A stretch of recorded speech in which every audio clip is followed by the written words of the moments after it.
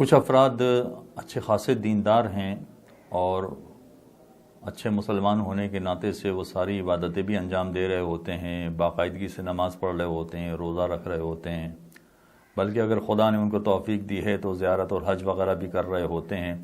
مگر کبھی کبھار ایک چھوٹی سی چیز کی جانب توجہ نہ ہونے کی وجہ سے عبادتیں باطل ہو جاتی ہیں۔ مثلا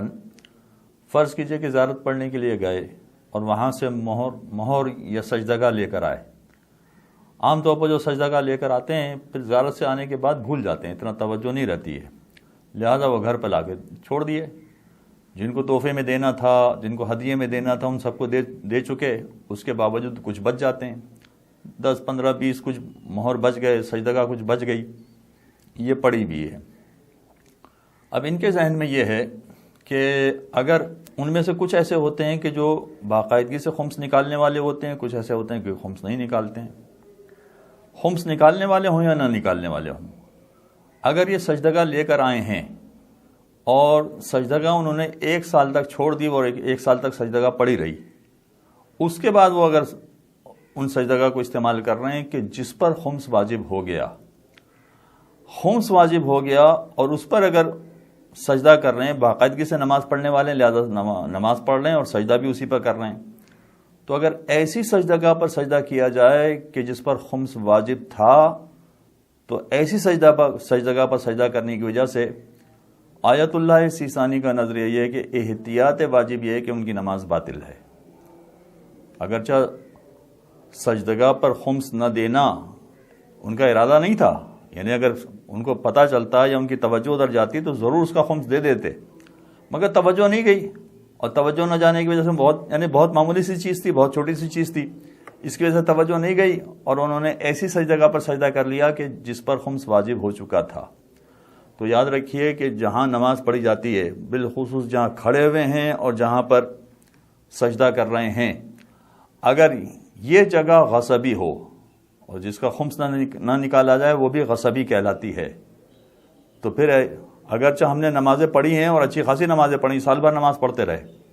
اور اب جا کے متوجہ ہوئے ہیں مثلا، تو یہ سال بھر پڑھی جانے والی نماز احتیاط واجب کے طور پر یہ باطل ہیں۔ اور یہ مسئلہ جو میں آپ کے سامنے بیان کر رہا ہوں یہ فقط سجدگاہ کی حد تک نہیں ہے، اور بھی بہت سارے مقامات ہیں۔ کچھ حضرات نے مثلا فلیٹ خرید لیے ہیں، قسطوں پر فلیٹ خریدا یا مارگیج پر مکان خریدا اور اس کے بعد انہوں نے مکان چھوڑ دیا، 1 سال تک مکان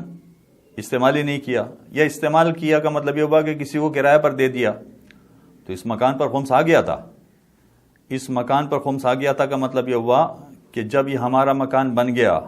مارگیج کی بات ابھی چھوڑ دیتے ہیں، مارگیج کے کچھ الگ مسائل بھی ہیں، لیکن اگر یہ مکان ہمارا بن گیا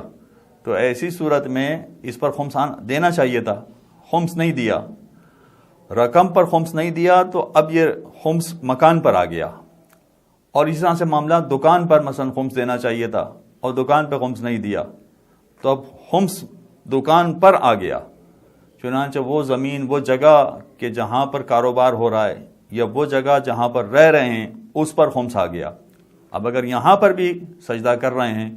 تو اگرچہ مہر رکھ کے سجدہ کر رہے ہیں، مگر مہر جس زمین پر پڑا ہوا ہے وہ بھی غصبی ہو گئی، اس لیے کہ اس کا خمس نہیں نکالا گیا ہے۔ لہٰذا ایسی صورت میں ایسے مکان میں نماز پڑھنا یا ایسی دکان میں نماز پڑھنا یا ایسے اور بھی بہت ساری چیزیں ہیں کہ جہاں نماز پڑھنا، ان تمام مقامات پر آیت اللہ سیستانی کے ہاں احتیاط واجب ہے کہ نماز باطل ہو جائے گی۔ اور عجیب مسئلہ یہ کہ باقی کے جو فعال عالم ہیں وہ بھی یہی کہتے ہیں کہ احتیاط واجب ہے کہ نماز باطل ہو جائے گی۔ لہٰذا یہ پیش نظر رکھنا پڑتا ہے کہ جہاں ہم عبادتیں انجام دینے جا رہے ہیں، اگرچہ ہم نے پوری کوشش کی ہے اور اچھے انداز سے عبادت انجام دے رہے ہیں، مگر کبھی کبھار معمولی سی توجہ نہ ہونے کی وجہ سے عبادت باطل ہو جاتی ہے۔ اگر اس پیش نظر رکھا جائے تو انشاءاللہ عبادتیں مقبول ہوں گی۔ وصلی اللہ علیہ